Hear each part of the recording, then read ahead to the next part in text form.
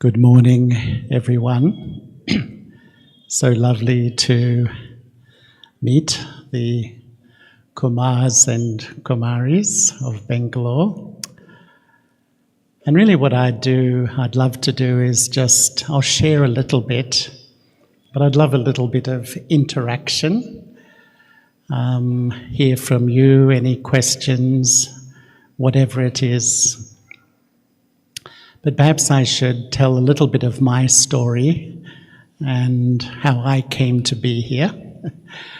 Because I actually grew up in Melbourne, and actually my family had quite a connection with India. My grandfather had a textile business, and so my father, my uncles, they'd come to India every year. They knew India extremely well. And since I was really quite young, I was a searcher type of person. My nickname at school, my friends called me Swami. So you can understand what I was like. I was into philosophy. But I went to Melbourne University and I started architecture. But this real yearning inside for truth was really strong. And when I was just 20 years old, I took a one-way ticket from Australia to Southeast Asia. And I spent almost 2 years traveling the world. And it wasn't a conscious decision, but everywhere I went, I ended up living in religious communities. So I lived with Buddhists in a Buddhist monastery, and I lived with Sikhs. I lived with Muslims during Ramadan. I came to Bharat and I dipped my toes in the Ganges. Only my toes. I didn't get further than that. I went into the Himalayas and I lived with a yogi for a while. And I went to Dharamsala and spent time with the Dalai Lama. And I was traveling across. I went through Afghanistan, Pakistan to Europe. And I lived in a Christian monastery in Europe. And as I was traveling, I loved what I heard, but my real question was, how do you experience? How do you convert philosophy and ideas and belief systems into a real feeling inside? And I settled in London. I was living in London, I was working in London, and still in London. I used to feel London was like a spiritual supermarket in those days. Everything was available. So I used to go to everything. And one day I went to a place called the Spiritualist Association of Great Britain. And I saw that there was a poster that Sister Genty was giving a talk. Or actually it was B.K. Genty. I didn't know whether that was a man or a woman actually. But Daddy Janki and Gentiben came along, and quite honestly, as soon as I saw their face, like Baba said this morning, as soon as I saw them, I could tell they were having an experience. So I went along to the center, and Sudesh Didi gave me the course. I was her first course in English. I was the guinea pig. And instantly it made sense to me. And actually, when I saw people in white, the Shiv Baba, it was all quite familiar to me. And anyway, I began to practice, and I went home to my family, and I've been based in Australia ever since. But one of the things I feel my journey has been about taking back my self-respect. And I think one of the things which we lose completely over the cycle is a sense of my own value.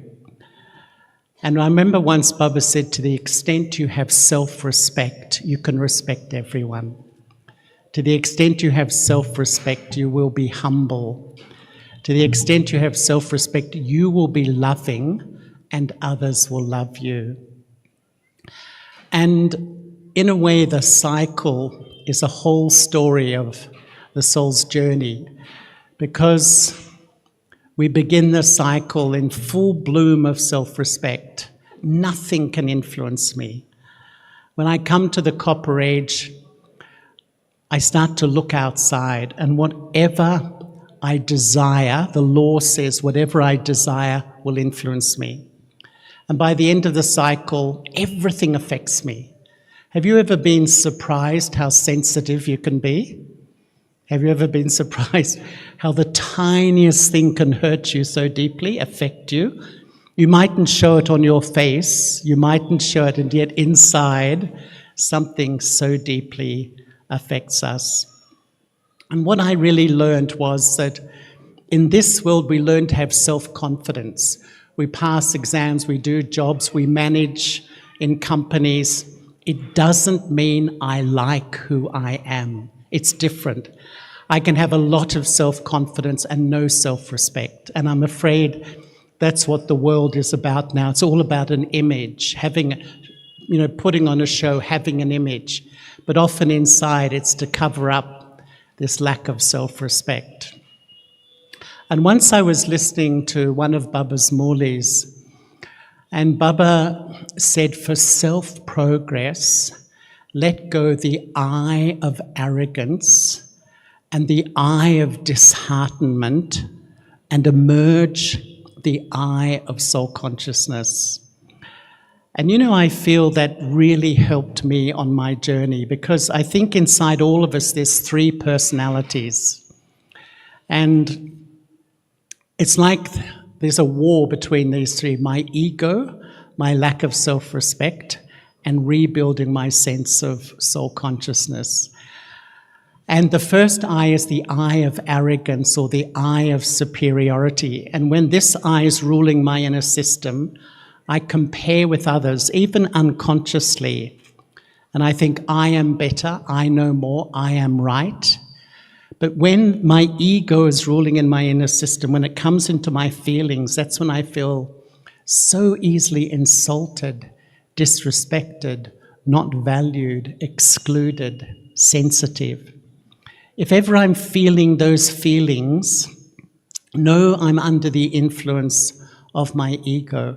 And there's a deep relationship between love and ego. Fundamentally, the more ego I have, the less love I enjoy in life. The beauty of life is the give and take of love. And what's the role of ego? Ego makes you feel separate. Ego will tell you you're different. Ego will whisper in your head, people don't want you, people don't accept you. But ego is a front, I would say, for the most powerful I in this world, which I call the I of lack of self-respect, or the I of inferiority. And when this I is ruling, I compare with others and I think, others are better, others know more, others don't love me, others don't value me. This is going on in my head. People don't appreciate me, people don't support me. But when it comes into my feelings, that's when I sometimes feel hopeless about myself, inadequate, unworthy, not good enough, and I would say depressed. In psychology, depression is like a sadness that my dream in life to be loved and valued hasn't happened. But in spirituality, depression is like a mourning for the loss of my true identity. I'm living my life, but really, who am I? And so what happens is most of us, when my mind's under the influence of my ego of superiority and my ego of inferiority, lack of self-respect, what happens? One day you're up, the next day you're down. 1 hour you feel great, the next hour you're down. This incredible roller coaster of emotions. And that's where Baba said, the third I is really the I of soul consciousness. And I was in Gyan for 10 years, and I was in Madhaban, and I really realized that I asked my heart, of all these years of being a BK, how far have I become soul conscious? If this is the fundamental study of this spiritual university, really, is it just that I believe, or how far have I really become soul conscious? And that's when I did a lot of experiments in the laboratory of my mind to really taste the feeling of soul consciousness. What is the real feeling? And I've done so many experiments because I remember in one Sakamuli, Baba said, children, wake up early in the morning and start to think, who am I? I am a soul, and become smaller and smaller and smaller. And Baba, the whole Muli, Baba was coaching us to let go, withdraw, become smaller. There's nothing more subtle than the soul. Because actually, we don't have to fight with my ego and lack of self-respect. We actually have to withdraw my original soul-conscious nature. And really, the experiment I love to do is about being incorporeal. You know, once I said to Didi Manmohini, and Didi Manmohini left the body in 1983, she was extraordinary. When anyone couldn't meditate, they'd stick them in front of Didi. She'd give them drishti and they'd have a feeling. Really, I experienced it myself. And I said to Didi, Didi, out of all the efforts that we should make, what's the most important effort? She said straight away to be incorporeal. And so I've done experiments in the laboratory of my mind on all aspects of soul consciousness, but really not just chanting a mantra, I'm incorporeal, but what is the feeling of being a non-physical being? The reality of life is that I'm just a non-physical point sitting in this temporary physical form. I've found that the more I feel incorporeal, I'm naturally detached and uninfluenced. It's not that you have to sort of chant the mantra, I must be detached, you know, but everything's upsetting me and affecting me. But when I'm in that original state, really I'm not influenced. Because I find that the more I become soul conscious, automatically my self-esteem, my self-value becomes stable. This is the great gift of Brahman life. What is self-esteem? Self-esteem is my own evaluation of the inner me. It's my fundamental feeling of who I am. Sometimes I can be universally loved, can't love myself. I can be universally appreciated, can't appreciate myself. I can be a high achiever, and yet inside I feel a failure. Why? Because I can't live up to my own expectations. And one of the things I've observed on my spiritual journey, this is the highest journey we're on, the highest journey. And what I realized is that we carry these beliefs about ourselves. Like a belief that I'm not really lovable, people won't love me. If even people show me love, if I hold that belief, I can't feel it. The belief I'm not good enough is so strong. No matter how well I do, no matter how successful I am, it's never good enough. You know, once in Sydney, a woman came to do a meditation course, and she was the stage manager of one of the world's most famous actor comedians. And she said he will do a show and he will get 10 encores. You know, people will say more, 10 times. And she said every time he walks off the stage and he says, was I good enough? Did they like me? It's incredible, isn't it? Self-doubt is so deep inside the soul at the end of the cycle. We hold these deep beliefs about myself. And I honestly feel this whole life, a pure life with God, step by step rebuilds the relationship with myself so that no matter what is happening out there, it doesn't affect how I feel. A few years ago, I used to have this little thing for myself. It doesn't matter if I'm criticized. Life means people will criticize you. What matters is that if that criticism changes the way you feel about yourself. It doesn't matter if I make a mistake. We make mistakes. What matters if these things keep changing how I feel about myself? I'm judging myself on all these external things. The gift from Baba is to rebuild this relationship with myself. And I can remember when I started Brahman life, I had a deep realization that I was a bit of a people pleaser.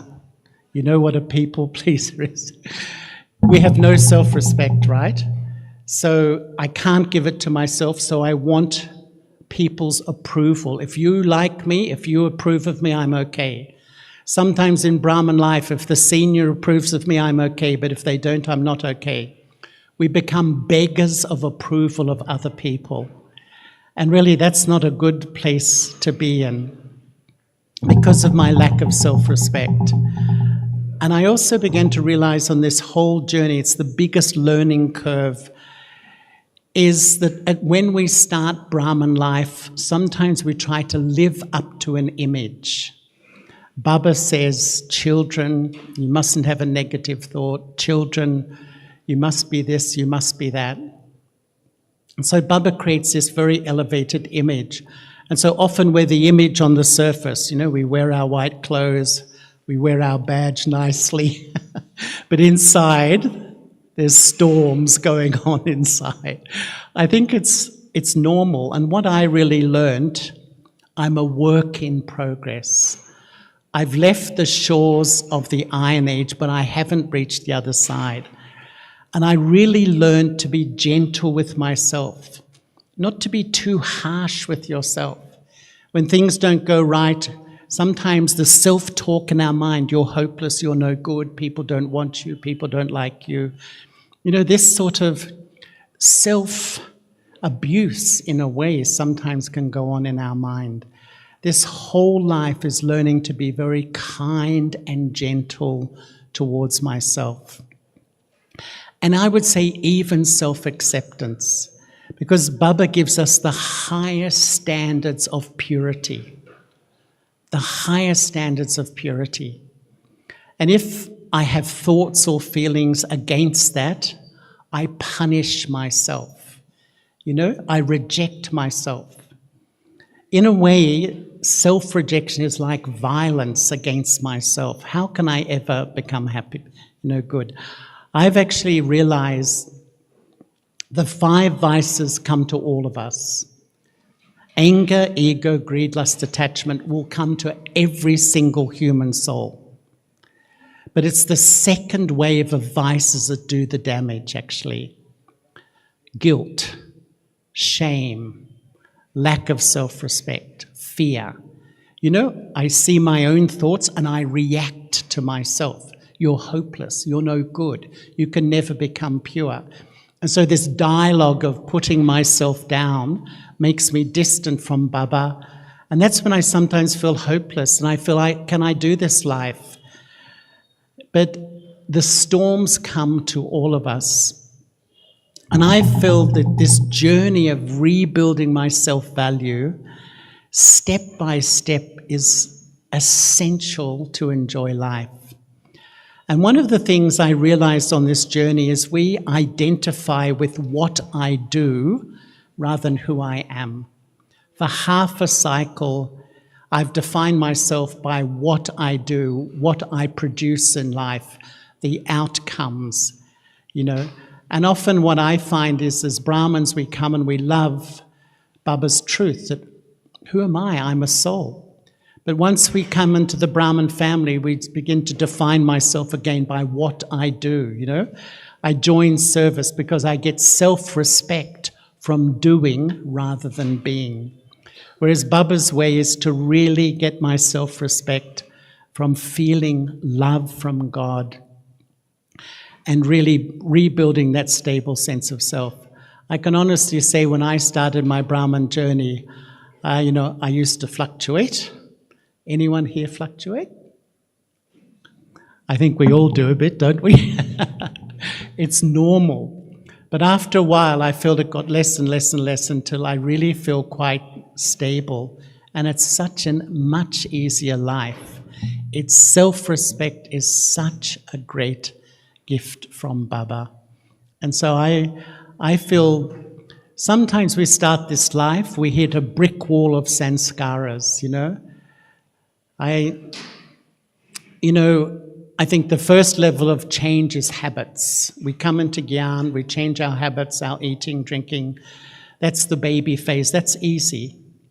After a while, I often feel changes of my soft sanskaras, the sanskaras which are formed in the last few births, intolerance, impatience, seeing defects, all that sort of thing. With effort and Gyan and yoga, they change.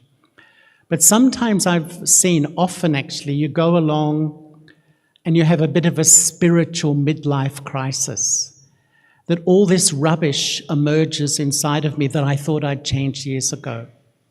And then self-doubt kicks in. Can I do this life? Can I really become a pure soul? Stuff I thought I'd changed years ago. Why?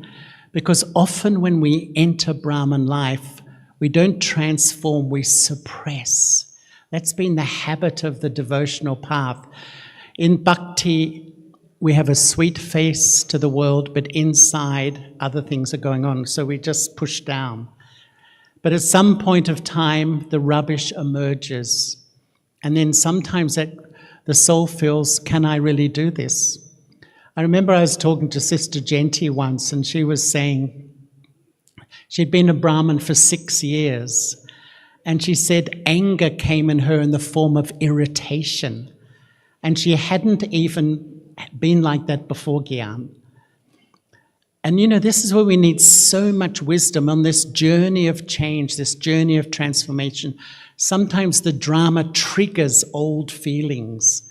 And it triggered that irritation in her. And then sometimes when drama triggers these feelings, we start to feel, once again, can I become pure? Am I really a Brahman soul? Self-doubt kicks in, the lack of self-respect takes over, and this real habit of really putting myself down.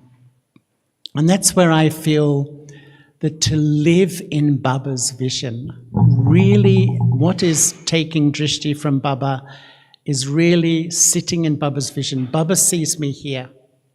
Every time I met Baba, and I had the fortune of meeting Baba so many times, I had the realization Baba saw me here and I was seeing myself here. And it's my duty really to see myself like Baba sees me. Anyway, I didn't want to talk too much, but would really love to just have a bit of a chit-chat with all of you. And if anyone wants to make a comment, ask a question, disagree. You're welcome to disagree if you want. Feel free. Feel free. I think there will be a microphone. Will there be a microphone?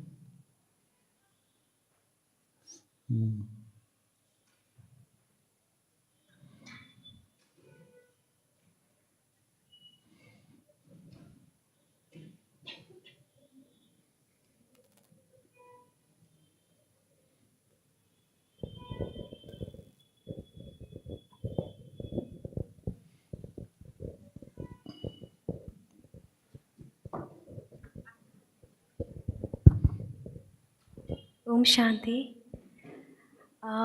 Is there any basic technique to become soul conscious? I'm sorry, I didn't hear the beginning. The chairs are a bit noisy. Do you mind repeating? Yeah, is there any techniques?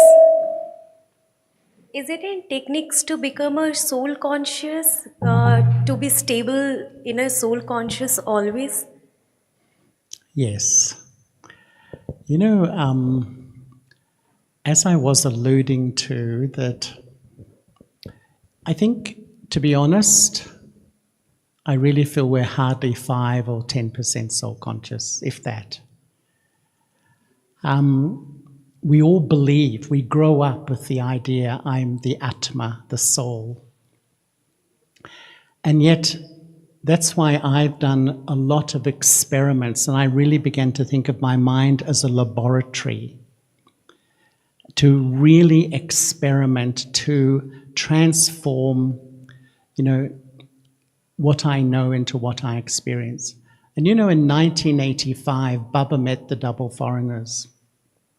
And Baba, I'd been a Brahmin for 10 years. Baba said, do the course again. And he called it the realization course. And you know what he said? You know the knowledge, you believe the knowledge, you teach the knowledge, but you don't experience the knowledge. And then Baba said an incredible thing. Every point of knowledge has an associated experience. So our devotional bhakti approach is that once I know it, that's it. I know it. I know I'm a soul. I often feel the first step is to know, the second step is to believe, the next 998 steps are converting into the feeling, into the experience. And so I've done all the experience around the form of the soul, experiencing that I'm just the bindi, the point. Like I was saying, just letting go, stepping back, withdrawing. Someone in Australia said to me recently, biologists believe now this body is made of 40 trillion cells. Now, how they count that, I've got no idea. 40 trillion. The soul is more subtle than one cell. How subtle am I? I'm the most subtle entity. And this is really, when I experience who I am, automatically it releases the feeling of peace. And I've done a lot of experiments around the nature of the soul, really to experience. Once Daddy Janki said the essence of soul consciousness is the experience of eternity. I always exist. And what I've done over 3 months, I carry that in my mind all day, every day. I always exist. The feeling, and what does it feel? Not believe, just chanting, I'm eternal, I'm eternal. I found the whole account of fear starts to go. Most of us have hundreds of fears.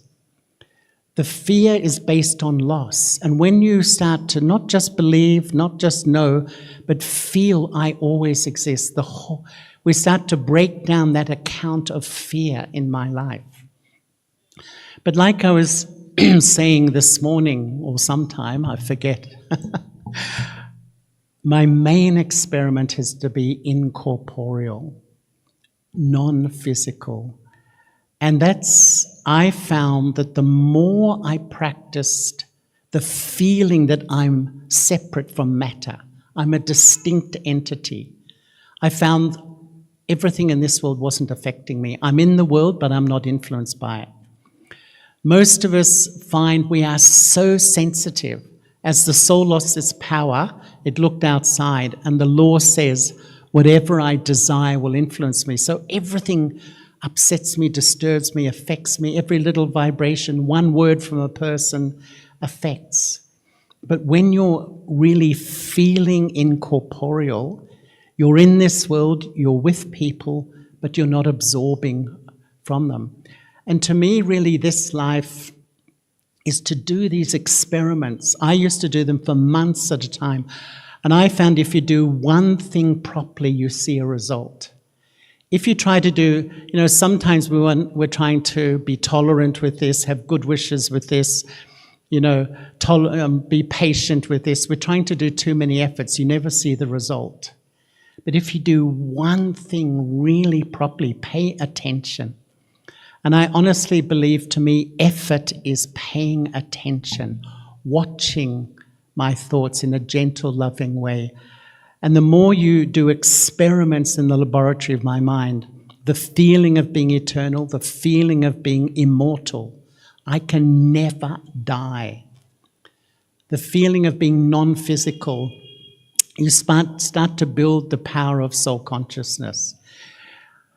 Who met the daddies? Who met all the senior daddies, can I ask? They were unique. Why? Because they were soul conscious.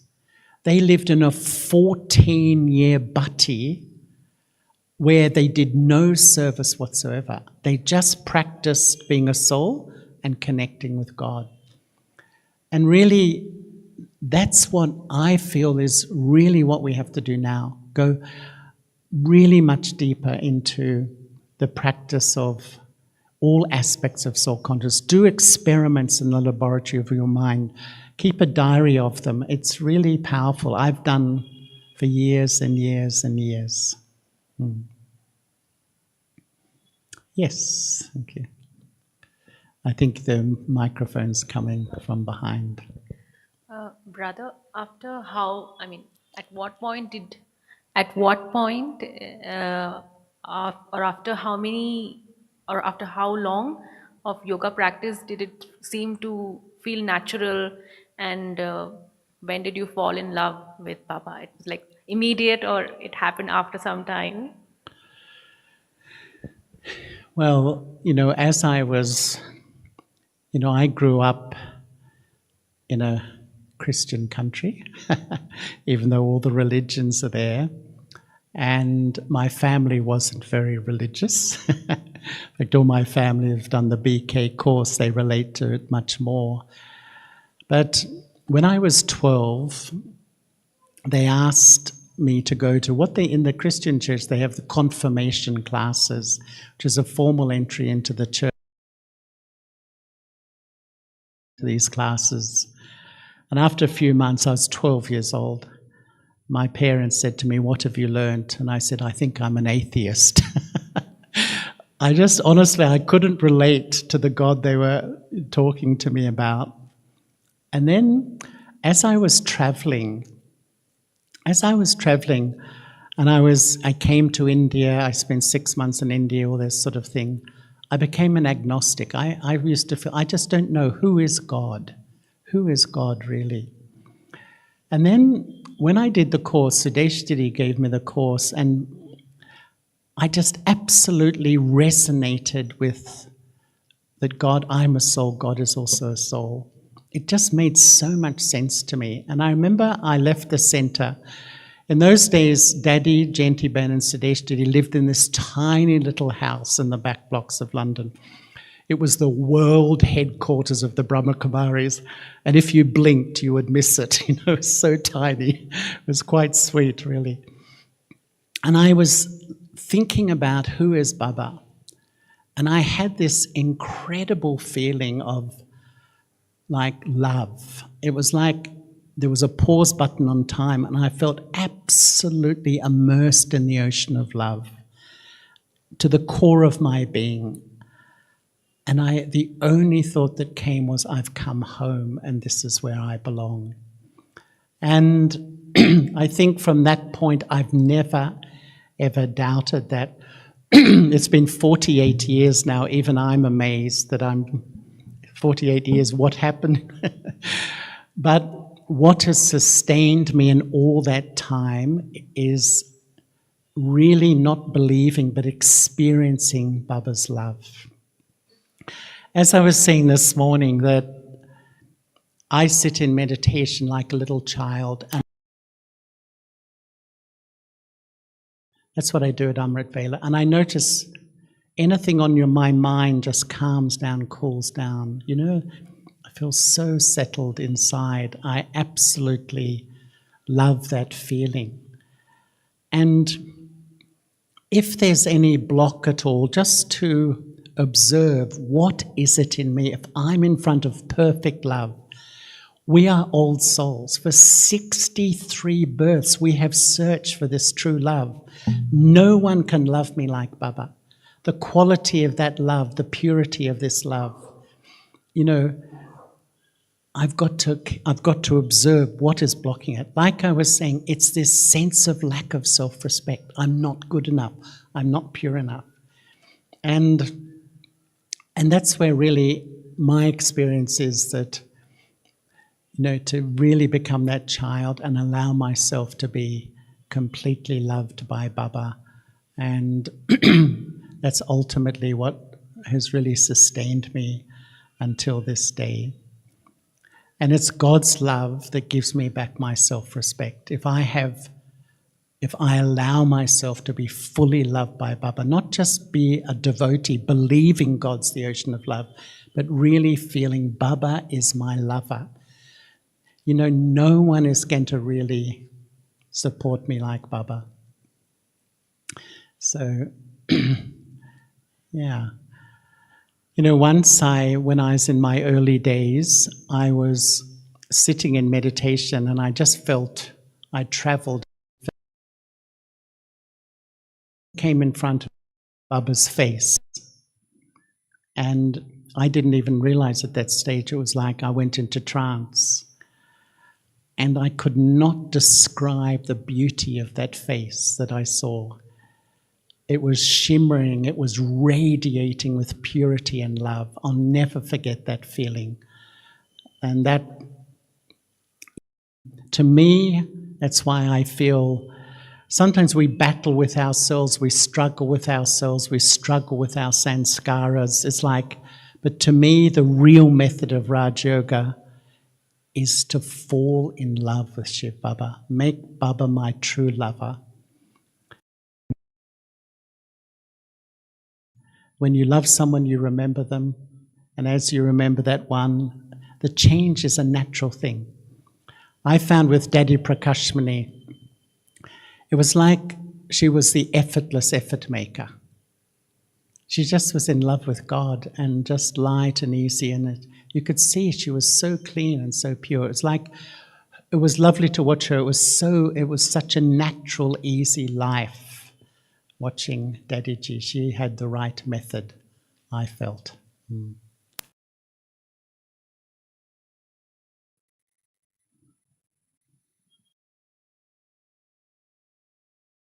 There's a hand up over here.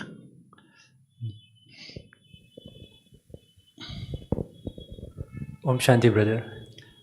So my question is that in this Gyan, when we are in this Gyan for almost 5-10 years, so how do we increase our hunger to do more yoga or to take more Gyan within us? Because initially what pushed me is that the vices that we see around me or which are bothering me, that used to push me towards Gyan and yoga.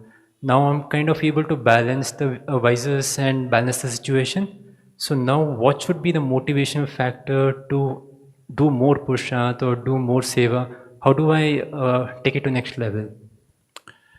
Sorry, I couldn't hear clearly. I'm so Sorry, sorry. I think there was Maybe an echo. hold the microphone a little Yeah. further. So my question is, how do I increase, take my pusha to next level when many things are not motivating me?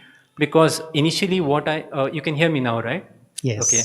So initially, what was pushing me is the vices that I was seeing around, or what was bothering me. That was pushing me to do more gyan and yoga. But now I kind of feel that I'm able to balance those vices and able to balance the situation. So now what should be the motivational factor that I can take myself to the next level so that I can, how do I actually increase my pushat? That's my actually question. You know, as I was really saying, I feel that, the bhakti approach is, unless it's hard work, am I really progressing? I have to, it has to be really hard work. I have to push myself, pressure myself, force myself. I feel after a while you run out of enthusiasm when you do that sort of approach. It's traffic control.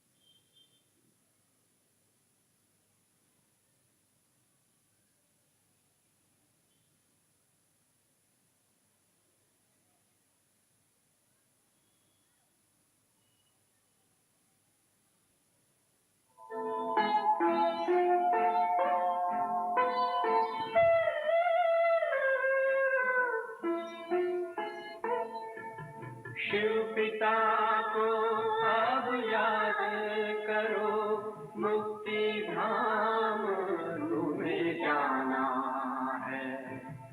अपने सुकर्मों के बल पर ही सतयुग में तुमको आना है। शिव पिता को अब याद करो।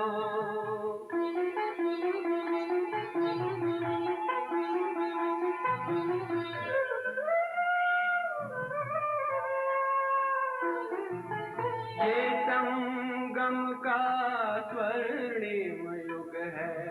शिव पिता फिर से आया है। ब्रह्मांक से शिव बाबा ने वही गीता ज्ञान सुनाया है।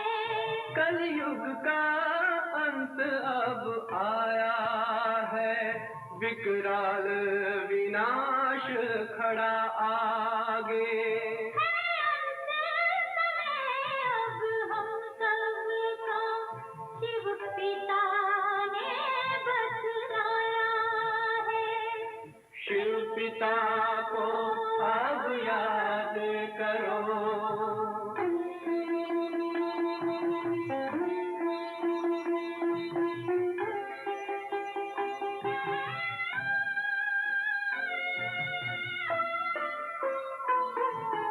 पांडव शिव शक्ति सेना की रणभेरी अब फिर बजती है। शिव बाबा के ज्ञान से फिर माया को मार भगाना है। शिव पिता को अब याद करो। सतयुग में तुमको आना है। शिव पिता को अब याद करो।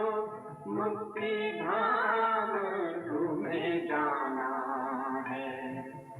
अपने सुकर्मों के बल पर ही सतयुग में अब तुम्हें आना है।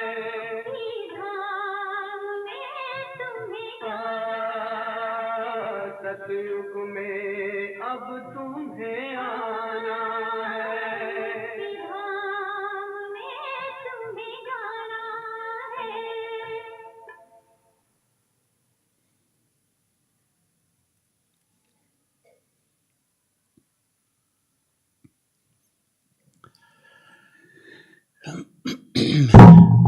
Sorry.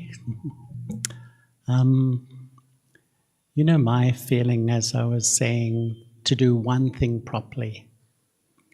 And a knowledgeful soul can be objective about the self. You know, I often feel for the scenes of drama, I'm a detached observer. For relationships with others, I'm a benevolent observer. But for me, I become an honest observer, where I can see myself objectively, not emotionally and not in denial, not thinking I'm something that I'm not. That's a real sign. And then I can see, what do I need? I can feel my own pulse. What do I really need? And I think, do one thing properly. Fundamentally, I feel that if I really become self-conscious, all virtues and all powers will come automatically. But the word I prefer than effort is attention. Fundamentally, this life is living in this world, interacting with people, but just gently observing your thoughts and your attitude. That's what I do. And if your attitude crosses the line, you know, becomes a little bit negative about something, or my thoughts are attracted to somebody, before they go too far, and you have to make so much effort to get them back, tweak them immediately. This is a true effort maker. And that's what I learned from Daddy Janki. I remember once she said, between Gyan and yoga is... And it's almost like I live my life, but I'm watching and taking responsibility for every thought and feeling, and keep tweaking it. You know, when it goes in the wrong way, and it's almost like you're learning to sustain yourself. To me, this is really quality effort. But I would really be that detached observer, be that objective, to see myself as I am. Because one of the things of body consciousness, we have blind spots. You know, we can't see the self because it's too painful sometimes. There's things about my personality that I don't like, so I've become blind. I've sort of shut them out. Everyone else can see it, but I can't see it. You know, once someone said to me, "Can you see the back of your head here?" Of course you can't, but everyone else can. And it's like our weaknesses sometimes. Everyone else can see them, but we... And being knowledgeful is about really observing. And the greatest blind spot is my beauty.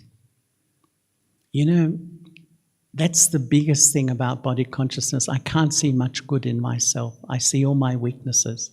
You know, if you could say to most Brahmins, tell me 10 virtues and 10 weaknesses. Weaknesses, 1, 2, 3, 4, 5, 6, 7, 8, 9, 10. Virtues. I'm not sure,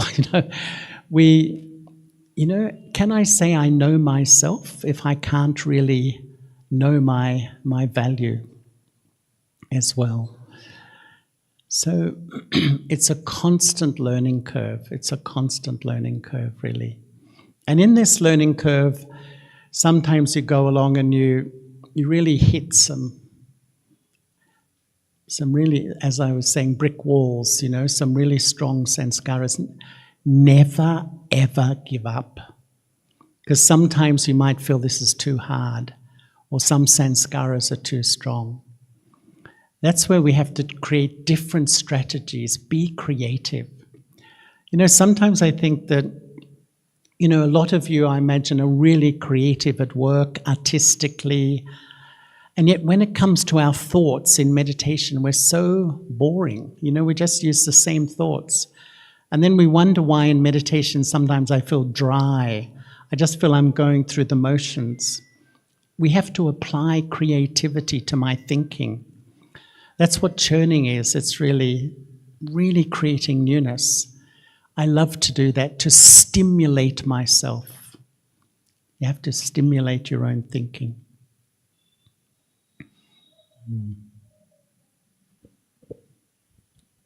Shanti, brother.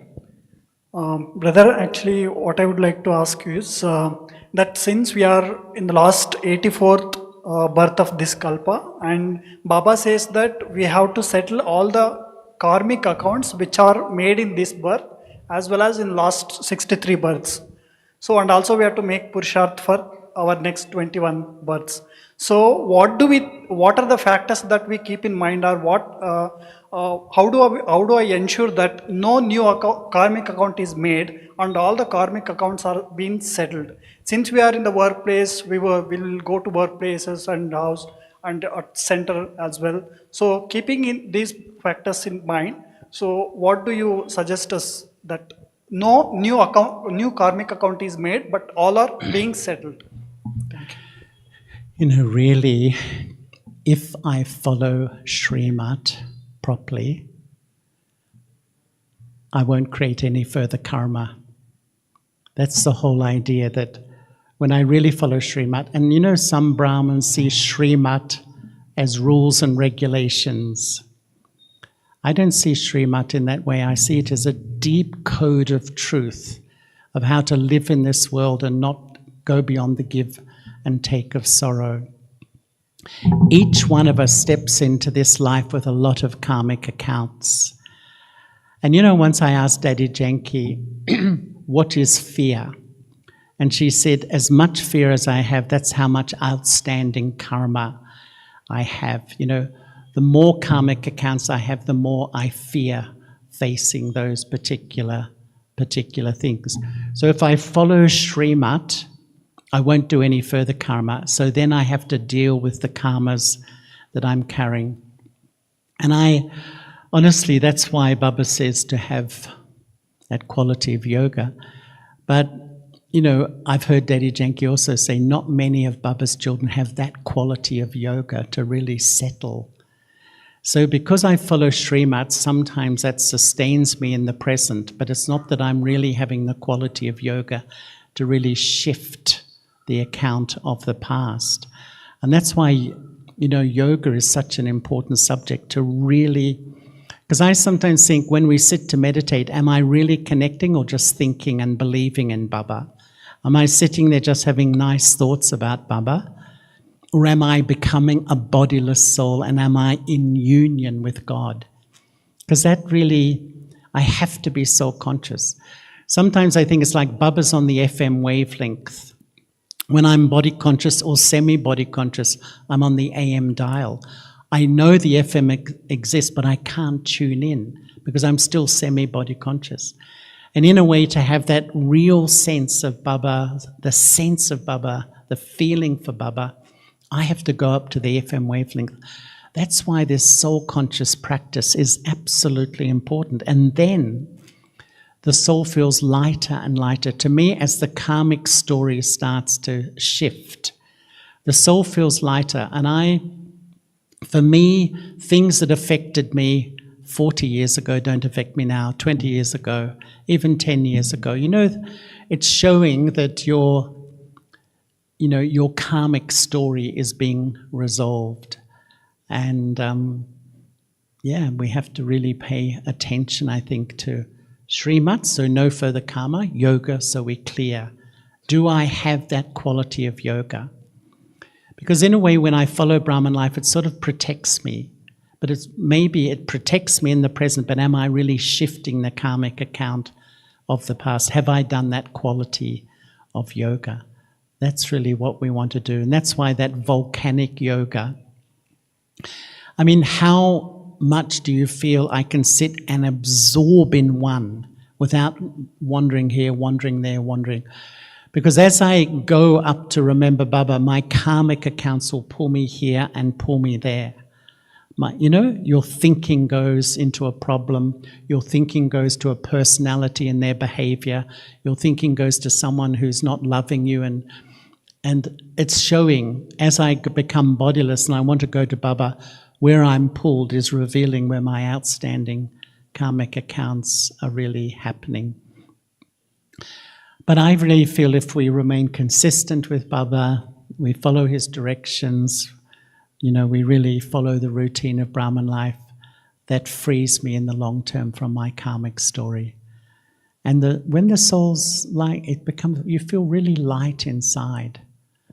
The heaviness, that heavy feeling sometimes of feeling burdened by the past. Once, I'm rambling on a bit here. Once Brother Ken and I were talking and we were thinking, that probably the greatest attachment in the human soul, equal to my body, is to my story. And my story is really what's happened to me, what people have said to me, what people have done to me, how people have treated me. And honestly, so many people today live in that story. It just goes round and round and round inside the head again and again. This hurt, it's my ego that holds on to that sort of stuff, And really, the more I free myself from identifying, that's not who I am. Baba's given me a new life. That was an old life. When I free myself from that, I'm freeing myself from my karmic story, actually. I don't identify with that anymore, what's happened. Because, we so identify with the stories of the past.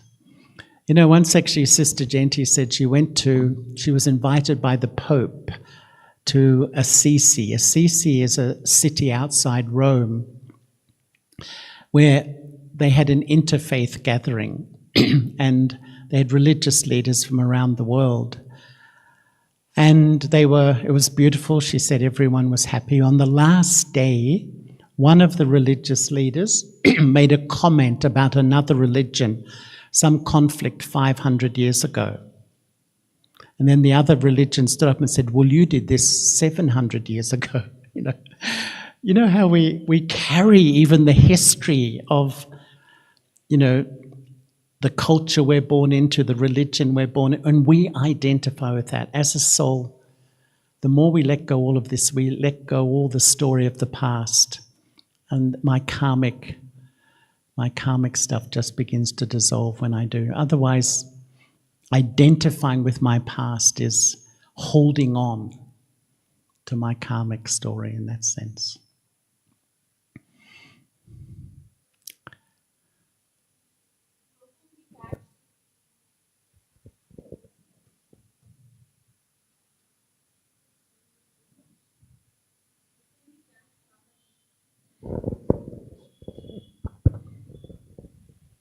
How can we catch Baba's touchings?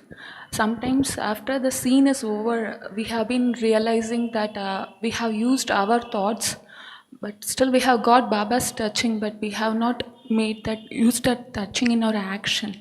How can we separate or segregate our thoughts from Baba's touching? Because after the decision is done, we could not make any changes. Action is over. You know, sometimes I think we're so absorbed in our own thinking that we're not really open to catch Baba's touching. And that's when, I think it was this morning, I was even mentioning, Baba would say, sit at Amrit Vela with a plain intellect. That means an intellect with no agenda. I want anything, or I'm not absorbed in me and my life and my story and how I feel and what's happening in my family. It's like I become detached from myself. I put myself in front of Baba, and then Baba can touch me. But once Sister Mohini said that, how do I know it's my thinking or Baba's? She said, if you get this thought to do something, you know if it's successful, you just do it, and it just happens like that. It was really Baba's touching. And I've had many experiences. Once I remember I thought of one sister who lives in Australia. She just popped in my head. And I thought to ring her, and I hadn't seen her for 1 year. She lives on the other side of the country. And I rang her, and she answered in a whisper. She said, oh, it's amazing you've rung me. My mother died 10 minutes ago. Her mother, she was sitting with her mother, just left the body. And I just had this thought to ring her. And when that happened, I began to trust my intuition more. You know how sometimes we get a thought to do something and think, oh no, I'll do it later, and then it goes. But I really feel, you know, once also, just to show the clarity of the intellect, there was a problem in Delhi. In fact, in the main centre in Delhi, in Pandav Bhavan, one brother went on a hunger strike outside the centre. And he demanded to meet Daddy Prakashmani. And so Daddy Prakashmani packed her bag, and she went to Baba's room. Her practice was whenever she left Madhaban, she would go to Baba's room to take leave. And when she came out of Baba's room, she said, Baba touched me to send Daddy Janki. So she packed her bag, she was ready to go. She said, Daddy, you've got 5 minutes. So Daddy Janki went and packed her bag. Nivebai told me this, because Nivebai went too. And Nivebai said, Daddy Janki stayed up the whole night in yoga, sending vibrations to this brother. He'd been on hunger strike for quite a few days. And when she arrived, she didn't go into Pandav Bhavan to shower and change. She just stood and gave this brother drishti, spoke to him so lovefully, and he ended up having breakfast with her. He broke his hunger strike and had, you know, like Daddy Ji's clear intellect, you know, she picked up this touching from Baba that, you know, this should happen. And I remember once too, there was a story again in Delhi that we were having this huge exhibition at Red Fort. It was the biggest. They were bringing stalls from all over India. And a few days before it started, Indira Gandhi was the Prime Minister at the time. And her office rang and said, the President of Russia is coming, and we're going to have a parade. You have to take down your exhibition. And, you know, they'd put weeks of effort into putting it up. And so Daddy Ji rang all over India. She rang all the main centers and said, stay up all night in yoga. So the whole Brahmin family sat together in yoga. And the next morning, Indira Gandhi's office rang and said, don't worry, we've got another plan. Now, we don't know whether it was our yoga power, but still, you know, I've seen that when we really put our pure thoughts towards tasks, they really change. And Daddyji got that touching to tell everybody to sit in yoga. I feel really sit at Amrit Vela with a plain intellect, like sit with no thought, no desire, and allow Baba to touch me. And really, I think you'll get those clear touchings from Baba. Put it into action, and if it works, if it's really successful, you know you've really, that's Baba's touching. Yes, thank you.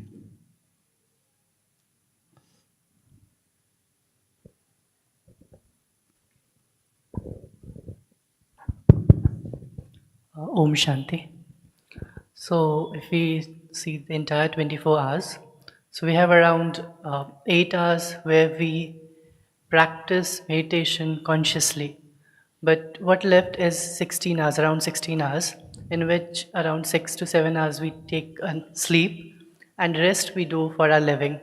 So in these 16 hours, that is 2/3 of the time of a day, how can we put ourselves into meditation, doing work or when we are sleeping? Sorry, what was the last part of the question? How in 2/3 of the time of the day we can put ourselves in meditation or remembering Shiv Baba? I'm not sure I fully grabbed the question, I'm sorry. Okay, I'm repeating. So it's like if we have 24 hours, Yes. 8 hours we roughly try to meditate, try to be in that state of meditation. But the 16 hours that is left, around 16 hours roughly, we either sleep or we do something for our living.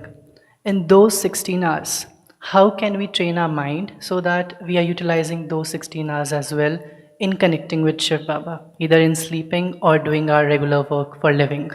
Well, that's our big challenge because we have to become karma yogis, you know, and that's really, I would say, at the heart of our life is to not just sit in meditation, but carry soul consciousness and remembrance into our action, and that's really just, I would say, attention, once again, more than anything, creating a sanskara. You know how Baba sometimes says, make remembrance a habit. In psychology, they say if you do something 20 times, it becomes a habit. Personally, I feel you have to remember Baba 20 million times, it becomes. But this is what I think our behavioral pattern for half the cycle is: do an action to get an experience. So that's why we do work to get money, we do work to get praise, we do things to get, results. So we have a real desire as the result of our actions. So sometimes we feel happy and sometimes we feel very unhappy. And we're caught up in this game of seeking, fulfillment of our desires through action. So what Baba's really saying is remember me, become full, and then come into action. So you're detached from the results of action. And that's really, I think, the way to maintain remembrance, because when you have the desire of results of action, I want more money, I want a better salary, I want praise from the boss, I want this, your mind will be engaged in that direction. And so if you really are able to create that habit of remembering Baba, and then you become the detached observer. When you're with Baba, the companion, you become the detached observer. But honestly, this is what attention is. It's creating this sanskara to watch myself in a gentle, easy way, not an intense way, so that you increase your account of remembrance. Because we need two really good accounts. We need the account of remembrance, which is the account of pure thought, and the account of service, which is the account of pure action. Both of them give power to the soul. It's attention, actually. And I find that if in the morning you have good meditation, it influences your day. You know, sometimes I think the mind is like soil. And if in the morning the soil is like the awareness, you have these elevated, loving thoughts of Baba, healthy plants grow in your mind. And when you have to be busy during the day, you're meeting people, you have tasks at work. But if you've done the work in the morning, still the thoughts that grow out of that soil are healthy thoughts. Sometimes you can't consciously remember Baba because you have to concentrate on tasks at hand. But, you know, once I heard Baba meet Daddy Nirmala Shanta, his Lokik daughter, and Baba said to her, "Many drops make an ocean." Actually, Baba said to her, "You're busy, aren't you?" She said, "Yes, Baba." Baba gave her drishti, and then Baba said, "You're very busy, aren't you?" She said, "Yes, Baba." Then he said, "Many drops make an ocean." And what Baba said, when you finish a meeting and walk down the hall, remember Baba. When you go to get a glass of water, remember Baba. So all those moments actually where you can, those moments make an ocean. But I think what we do, I began to practice that, and I observed that like you meet somebody, you talk to somebody, and as you walk away, you start to think about what they said. We process information rather than going to Baba. And if you create that habit, when you have those moments, go to Baba, really that's where you get really strong and really powerful. So those little moments, those drops make an ocean. That's how to do it in that 16 hours of the day. Just build up the account of remembrance. Okay, I think the Toli's arrived. So that's the message. And I have to leave for the airport in about an hour or so. So anyway, it's been so lovely to meet you. And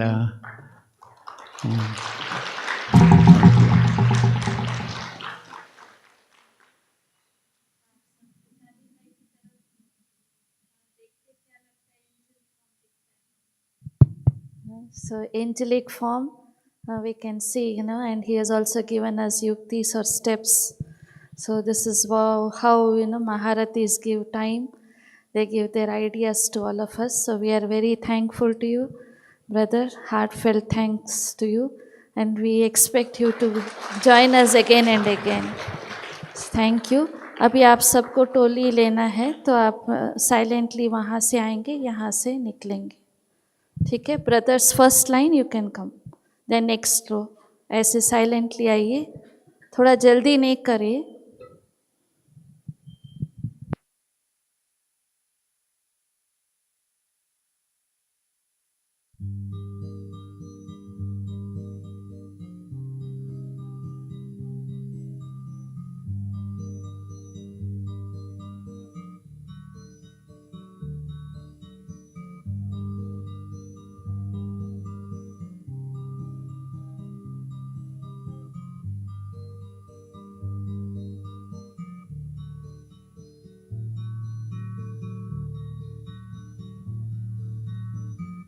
You have come to show us here all we've covered up with fear. ದಯವಿಟ್ಟು ಕುಮಾರ್ ಕುಮಾರಿಯರು ಮಾತ್ರ ಬರಬೇಕು. ಬೇರೆಯವರೆಲ್ಲ ಬೆಳಿಗ್ಗೆ ತಗೊಂಡಿದ್ದೀರಾ, ತಾವು ಭೋಗ ತಗೊಳಕ್ಕೆ ಹೋಗ್ಬೋದು. ಅಕ್ಕಂದ್ರೆಲ್ಲ ನೀವು ಹೋಗ್ಬೋದು ಪ್ಲೀಸ್. ಅದರ್ ಕುಮಾರ್ಸ್ ದಯವಿಟ್ಟು ಬರಬೇಡಿ.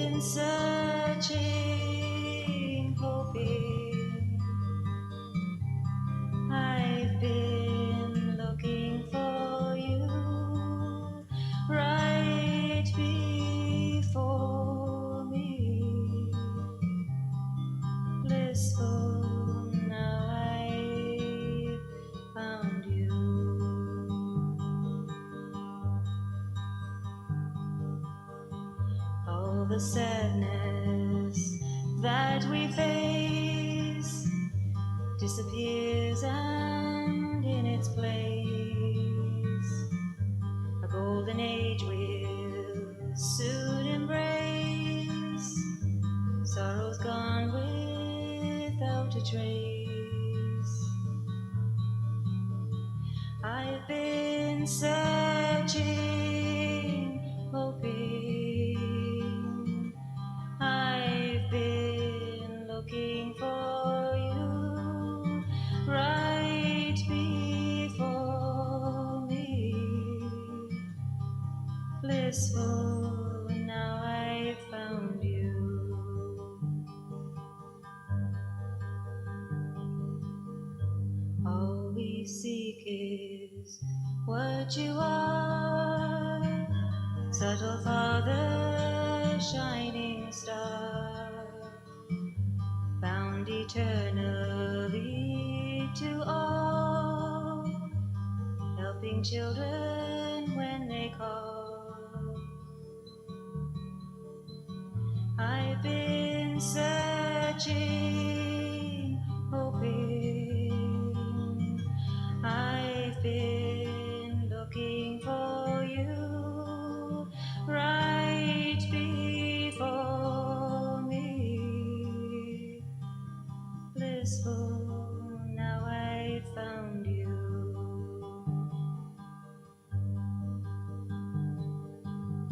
Sweetest songs of Gyan you speak, changing us to strong from weak. Visions of the sweetest home, show us all our royal form.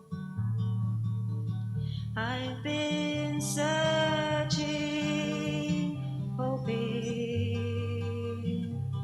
I've been looking for you right before me.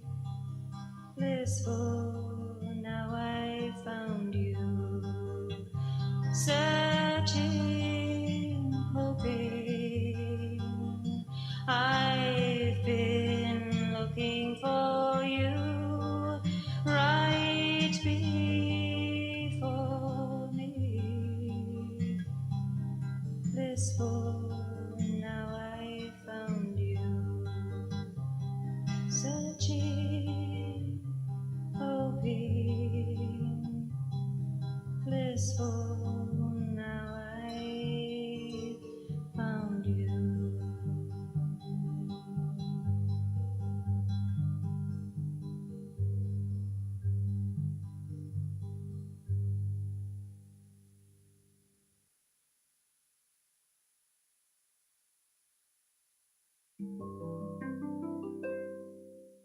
Gentleness is moving wisely, touching softly, holding carefully. Gentleness is speaking quietly, thinking kindly and with love. We are sensitive creatures, and our feelings can be hurt. When we're gentle with each other, it brings peacefulness to the earth. Gentleness is moving wisely, touching softly, holding carefully. Gentleness is speaking quietly, thinking kindly and with love. Animals and people are safe round me, because I practice gentleness. I take time out when I'm upset or hurt. I learn learn to control myself. Gentleness is moving wisely, touching softly, holding carefully. Gentleness is speaking quietly, thinking kindly and with love. Thinking kindly and with love.